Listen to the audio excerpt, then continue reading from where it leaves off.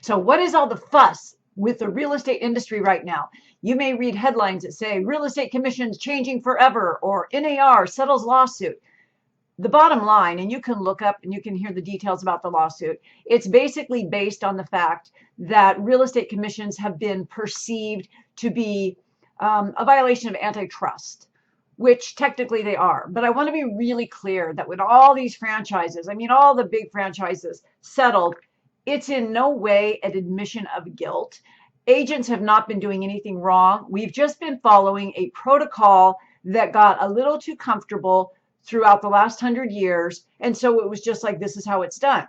Well, the new law that goes into effect, presumably July of 2024, we have to wait for the final approval. But here's what's going to change. And here's what you need to know if you're a buyer or if you're a seller. I know you don't care about how it affects real estate agents. If I were a buyer or seller, I wouldn't care about that either. But I want you to know how it affects you in a real estate transaction. Okay, so it affects buyers in two ways.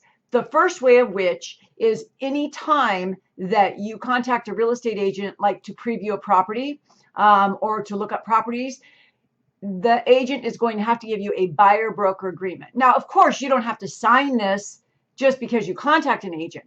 But when you go, even the first time to go look at a property, the agent is going to have to, by law, get you to sign a buyer broker agreement.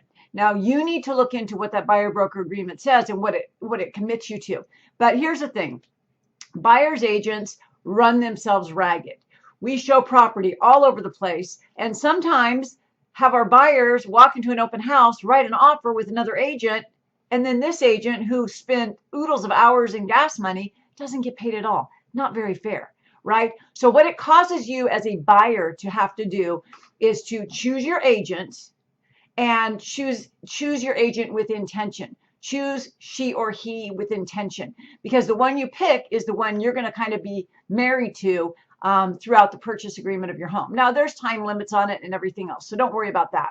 But you can't sign up with an agent and say, okay, you get to be my agent, and then go look at two properties with them and say, no, I'm going to go to an open house and look on my own. So just be mindful and put thought into it in who you choose as your agent, because, you know, once you sign that agreement, you kind of are stuck in a relationship, at least for a certain period of time. Secondly, what may or may not be included, well, it will be included, but a monetary amount may not be. And that is because when I talk in a few minutes about how this affects sellers, because of that, you may be asked to help pay the buyer's agent's commission. Okay? I see a lot of problems with this, which I'll get into in a moment. But for right now, I'm just telling you that as a buyer, you may be asked to pitch in or pay the buyer's agent's fees. You know, buyer's agents can't work for free. They have families to feed and bills to pay as well. Okay, let's get back. We'll come back to that where I think it's going to be a big challenge in a few moments. But just understand that. Now, also understand, just because I said you may be held responsible in part or full, I want to be really clear that you don't ever have to write an offer on a house that's not offering to pay for your buyer's agent's commission. Does that make sense? So if you're a buyer and you sign this buyer broker agreement and it clearly says in there, you may have the option to pay the buyer's, your buyer's agent, but you don't have to go with that property. Okay. So you may say, well, we can pay this agent, and I'm just saying an arbitrary amount here. We can pay this agent $5,000 because the seller isn't going to pay the commission. Or we can say, nope, we're not going to get that house. See, so nobody will force you to buy a house that is causing you to have to pay that agent's commission. Does that make sense? We're going to circle back around with that in just a couple of minutes here. So those are the two main things for buyers. You got to sign that contract, and you may be asked to pay. For sellers, nothing really changes to that degree. Here's where it changes. Sellers now are not obligated to pay the buyer's agent's commission. So what does that mean? Well, as a real estate professor, I have been teaching this to my students for 20 years now, and it is a big thing in California for the DRE exam, and it has to be real estate commissions are negotiable by law. I make my students say that 100 times because it's going to be on the state exam. You got to know it. The problem is, the challenge is, it hasn't been being practiced as much as it should. Here, an agent goes to a seller's house and they're like, okay, well, here's my percentage and here's what you'll pay the buyer's, the buyer's agent. And it's just been the way we do things, like I said. But with the new lawsuit and the new results, what it's going to be now is the agent, when they're taking a listing, pretty much will say, here's what my fee is. Do you want to compensate the buyer's agent? Now, some sellers are going to say, well, heck no, I'm not going to do that. Why should I do that if I don't have to do that anymore? Keep in mind, you never had to do it. There was never any law that said you had to do it. It's always been optional, but it's just been the way that we've done it. So here's the problem. One, if you say, no, this is cool, I'm not going to do this anymore, I don't have to pay the buyer's agent's commission, fine. But here's what happens. When buyers find a house that they like and they call up their agent who they now have a contract with, meaning they can't circumvent it. I'll explain that in a second. So the buyer's agent calls the seller's agent, and says, hi, is your seller compensating the buyer's agent's fee? And if that seller's agent says, no, I'm sorry, my seller's not playing, that means that the buyer's agent will go back to the buyer and say, I'm sorry, on this particular property, the seller is not going to pay any compensation. Now the buyer, this is what I told you I'd circle back to, the buyer now has an option. They can pay whatever you guys negotiate for your fee as a buyer's agent. They can take less, or you as the buyer can say, I'm not paying anything. We'll go to the next house. Now, if you're thinking of saving money, your first thought might be, well, I just won't work with an agent. I'll just go right to the seller. Well, the problem with that now is that you just signed a buyer broker agreement that you wouldn't do that. So you can't really do that. That's not a good go around. Is it possible in the future that buyers may just contact sellers on their own and try to negotiate?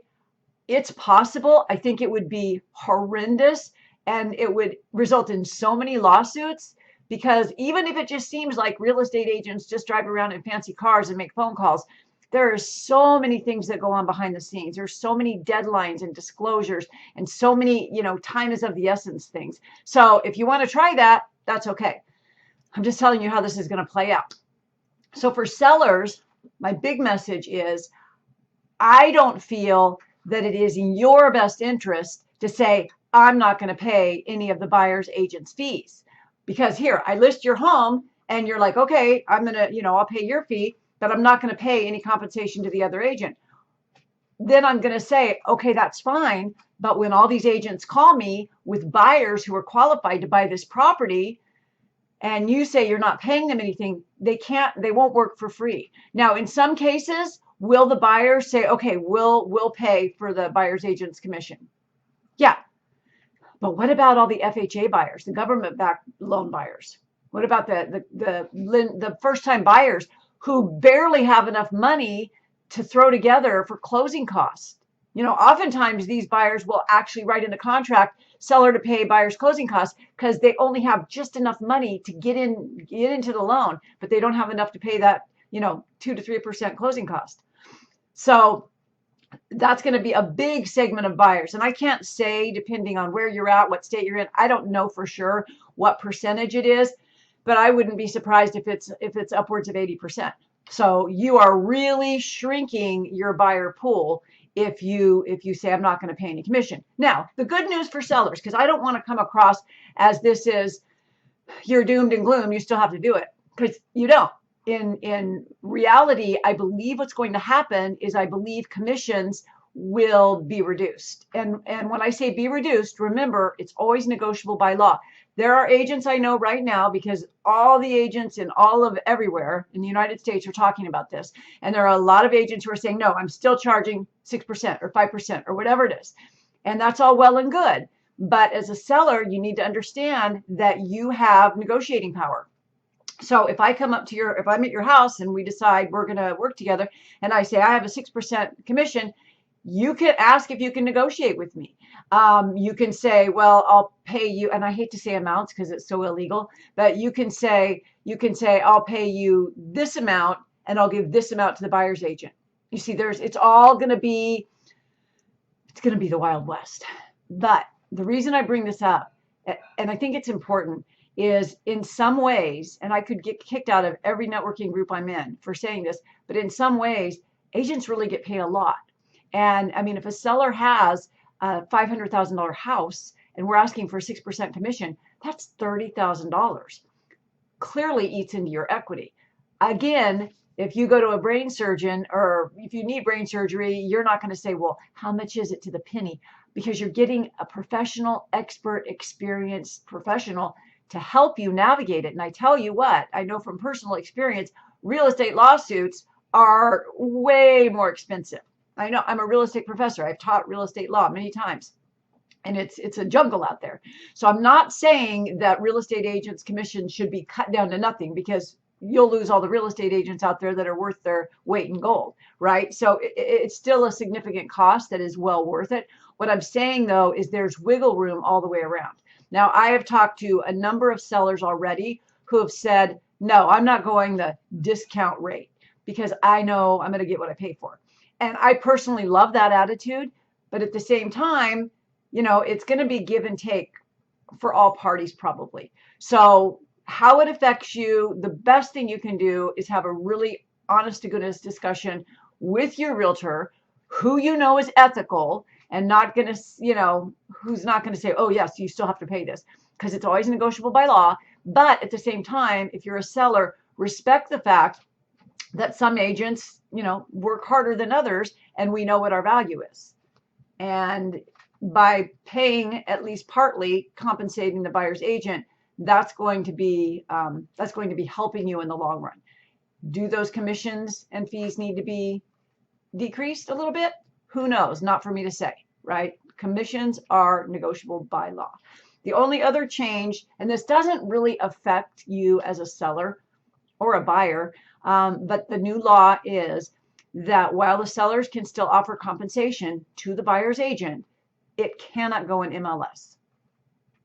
It cannot go in MLS.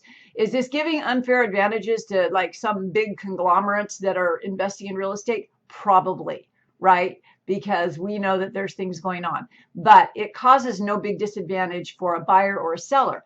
The main disadvantage it causes is to the agents. Why? Because if you're a buyer's agent and you're on MLS and you're looking for 3-bedroom, 2-bath homes in Carmichael, and my listing comes up and I'm not allowed to tell you if my seller is willing to pay part of your commission, you have to call me and ask me, hi, Tamara, is your seller paying any kind of compensation? Okay, that may not seem like a big deal to you, but when I get a listing and I got 20 agents who want to show it, I want to be spending my time getting your house marketed and sold. And that is part of it, but it's a big hunk of my time, and it's a big hunk of a buyer's agent's time. So what is allowed now, to my understanding, which it's not official yet, is that in MLS, I can put seller is willing to pay, and I don't know if I can put a figure or a percentage. That's not clear to me yet, but we can say it's concessions. So, and that opens up a whole new can of worms. Like, what do we interpret as concessions? So no matter what, the buyer's agent is going to have to call the seller's agent, and they're going to have to communicate. And then it's going to have to all be in writing. And in the contract, I guess we'll have to put it as concessions. I don't know. There's still a lot of unknowns with it. But I wanted you to be aware, if you're thinking about buying or selling a house in the Sacramento area or anywhere, because by the way, this is a federal law. This is not just in Sacramento. This is all over the place. But if you're thinking of buying or selling, make sure you have a trusted realtor who knows these laws, knows what's going on, and is ahead of the curve. And again, no matter what, recognize that real estate commissions are negotiable by law, but like being, whatever your profession is, if you're going to get the best, you're going to pay for the best. So that is a personal choice, 100% up to you. But just keep in mind that that's what's going on. And if you're a buyer, be prepared to sign that buyer broker agreement, and be prepared, if it's possible, that you may have to pay some of the buyer's agent's commission. Okay, so hopefully that's helpful. If you want to buy or sell a home in the Carmichael, Sacramento area, click below, subscribe. I do my best to make this channel full of interesting, updating, and useful educating information for buyers and sellers all over the place, not just in Sacramento, but I also serve Sacramento. I hope you have a beautiful day. Bye-bye.